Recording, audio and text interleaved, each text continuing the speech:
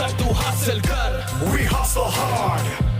दोस्तों, क्या आप 3,000 रुपए लगाकर इतने रुपए अर्न करना चाहोगे? यानी कि 2,10,29,462 रुपए अर्न करना चाहते हो? वाई नॉट, कौन नहीं करना चाहेगा? लेकिन क्या ऐसा कर पाना पॉसिबल है? तो दोस्तों, आंसर्स हैं यस।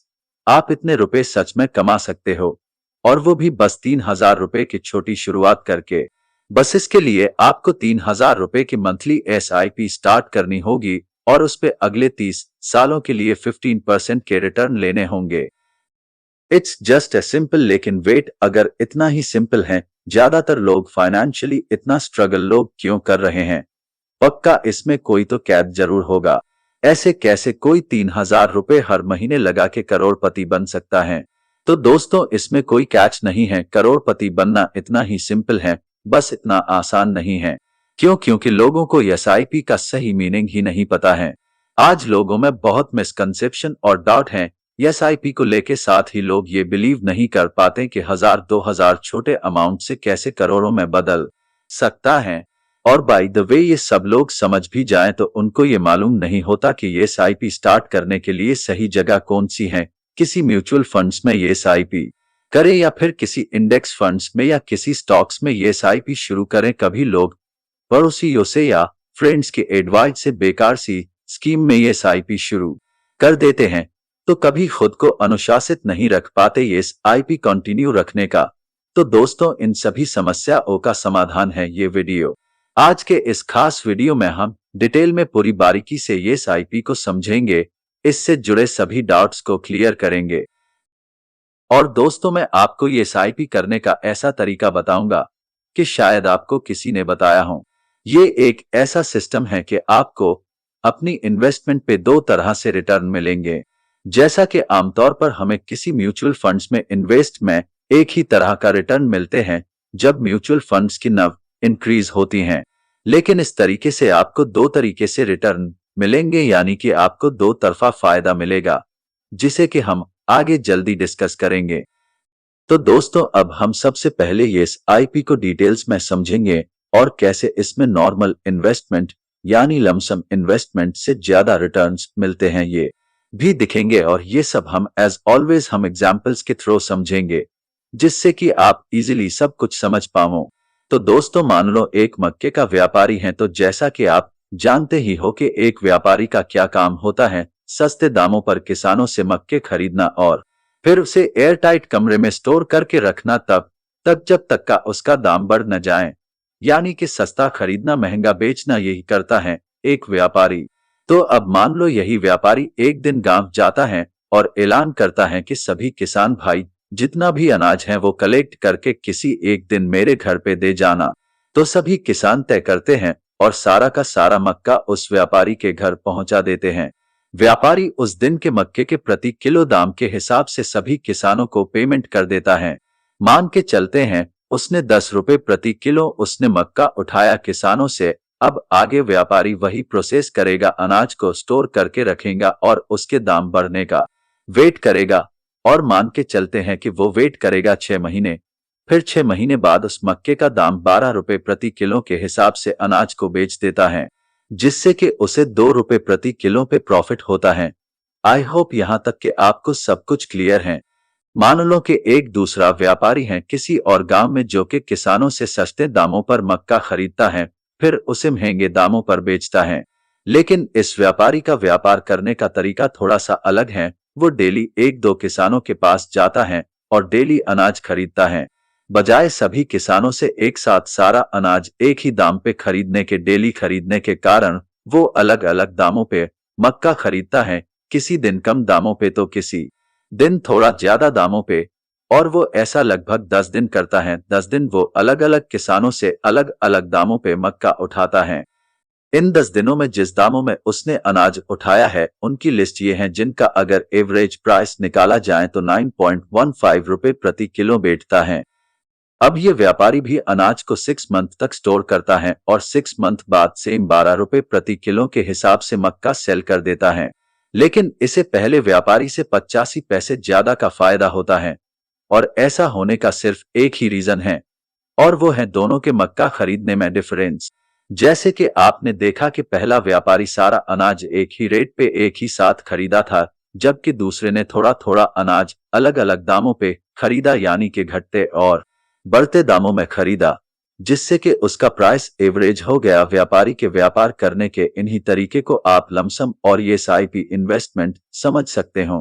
पहले व्यापारी के व्यापार करने के तरीके को आप लमसम इन्वेस्टमेंट समझ सकते हो। जैसे कि पहले व्यापारी ने सारे किसानों से एक साथ एक ही प्राइस पर सारा अनाज उठाया था, वैसे हम लमसम इन्वेस्टिंग में एक बड़ा अमाउंट एक साथ ही इन्वेस्ट कर देते हैं किसी भी एसेट में, जैसा कि स्टॉक, बॉन्ड्स, म्यूचुअल फंड्स। लेकिन एसआईपी इन्वेस्टमेंट में हम ऐसा नहीं करते। एसआईपी इन्वेस्टमेंट में हम दूसरे व्यापारी की तरह थोड़ा थोड़ा अमाउंट इन्वेस्ट करते हैं, जिससे कि हमें अलग अलग प्राइस पे खरीदने का मौका मिले और हमारा प्राइस एवरेज हो जाए। जैसा कि आपने देखा था दूसरे व्यापारी के केस में कि उसका एवरेज प्राइस कम आया था कंपेयर टू फर्स्ट व्यापारी, ऐसा होता है एसआईपी के केस में। एसआईपी में ऑटोमेटिकली हर तरह के मार्केट में पैसे इन्वेस्ट होते हैं। इसे और सिंपल बनाने के लिए मैं एक और एग्जाम्पल लेता हूं।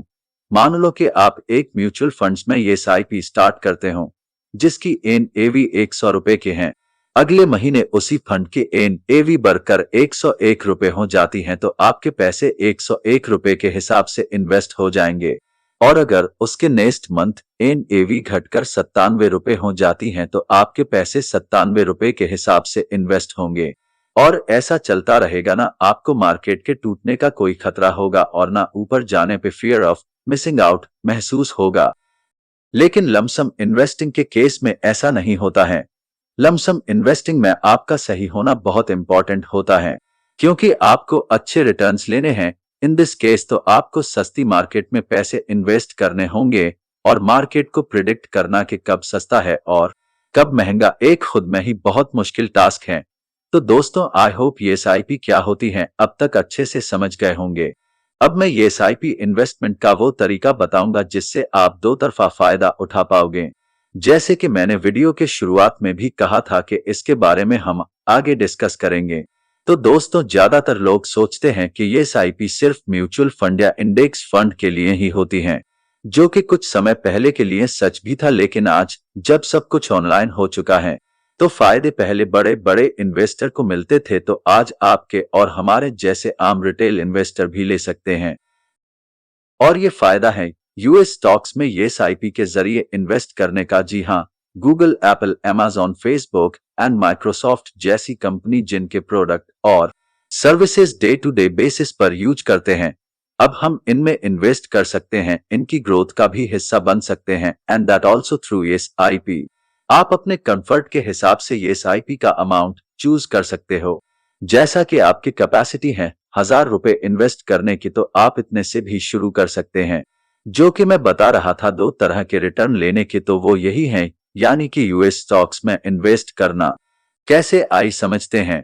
मान लो कि आपने आज से 15 साल पहले एप्पल कंपनी में इन्वेस्ट किया होता, तो एप्पल कंपनी एक शेयर की कीमत तब थी $4.95, यानी कि मोटा $5 ही मान लेते हैं, और आज इसका प्राइस हो चुका है $138। अगर हम इसके कैग रिटर्न्स निकालें तो वो निकल के आते हैं 25% के। लेकिन दोस्तों, आप शायद ये बात जानकर हैरान हो कि आपको 25% नहीं 29.46% के रिटर्न्स मिलेंगे, क्योंकि आप एक इंडियन हो, यानी कि 4.47% ज्यादा रिटर्न्स मिले होंगे इन 15 सालों में। कैसे आइए समझते हैं।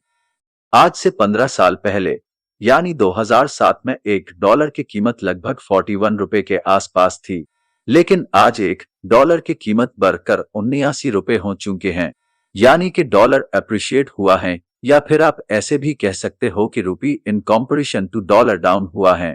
और इस रूपी डिप्रिसिएशन का फायदा भी आपको यूएस स्टॉक्स में इन्वेस्ट करने से मिलता है। मान लो कि आप यूएस के टॉप कंपनीज का एक पोर्टफोलियो बनाते हो, जैसे कि Amazon, Google, Apple, Tesla, Microsoft, Netflix, Facebook and Adobe जैसे शेयर के, जिनके आप पिछले 15 सालों का रिटर्न्स भी देख सकते हो। और अगर इन रिटर्न्स का एवरेज निकाला जाए, तो वो निकल के आएगा लगभग 25%। तो मान लो कि अब आप इन कंपनीज में नेक्स्ट 30 सालों के लिए इन्वेस्ट करने का प्लान करते हो, और नेक्स्ट 30 इयर्स के लिए आप 25% नहीं बल्कि सिर्फ 12% का रिटर्न्स एक्सपेक्ट करते हो अपने इस पोर्टफोलियो से, और साथ में डॉलर अप्रिशिएशन की वजह से भी 3% का एक्स्ट्रा रिटर्न्स इस रिटर्न्स में ऐड होगा, हम ये भी मान लेते हैं। तो टोटल आपको 15% का कंपाउंडेड रिटर्न्स मिल सकते हैं।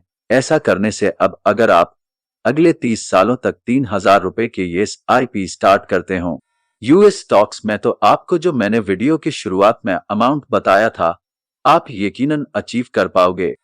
तो दोस्तों, अगर अब तक अपना मूड बना लिया है यूएस स्टॉक्स में इन्वेस्ट करने का, तो करंटली यूएस मार्केट में क्रैक्शन भी आई हुई है, तो ये एक सुनहरा मौका बन सकता है यूएस स्टॉक्स में इन्वेस्ट करने का, बिकॉज करेंटली अच्छी कंपनी अच्छी दामों में ट्रेड कर रही होंगी। लेकिन अब आप कहोगे कि यूएस स्टॉक्स में इन्वेस्ट करने पे तो बहुत सारे चार्जेस और कमीशन इन्वॉल्व होंगे, एंड स्टॉक्स भी एक्सपेंसिव होंगे, एक स्टॉक्स हजारों डॉलर का होगा। अगर आप मेरी तरह एनडी मनी यूज करते हो यूएस स्टॉक्स में इन्वेस्ट करने के लिए, तो आपको पता ही होगा कि आप एनडी मनी से यूएस स्टॉक्स को फ्रैक्शंस में बाय कर सकते हो, यानी कि एक स्टॉक का एक छोटा सा पार्ट भी खरीद सकते हो। और एनडी मनी पे कोई अकाउंट ओपनिंग फीस भी नहीं है, जीरो कमीशन है, जीरो ब्रोकरेज है, और ये सब इसलिए कि आप छोटे अमाउंट से भी अपने फेवरेट कंपनी में इन्वेस्ट कर सको। और दोस्तों, मैं एनडी मनी के साथ मिलकर टेस्ला कंपनी के 1,000 रुपए का शेयर बिल्कुल फ्री में दे रहा हूं। आपको बस एनडी मनी ऐप डाउनलोड करना है डिस्क्रिप्शन पे दिए हुए लिंक से, और उस पे साइन अप करना है और आपको टेस्ला स्टॉक फ्री में मिल जाएंगे। एनडी मनी से आप ये SIP मोड में भी इन्वेस्ट कर सकते हो। आई होप दोस्तों आज के इस वीडियो में मैं आपको ये SIP के बारे में सब कुछ डिटेल से समझा पाया हूं। अगर मुझसे कुछ छूट गया है तो प्लीज कमेंट करके जरूर बताएं। तो दोस्तों, आज का वीडियो यही तक पर एंड करते हैं। वीडियो पसंद आए हो तो लाइक एंड चैनल को सब्सक्राइब जरूर करें।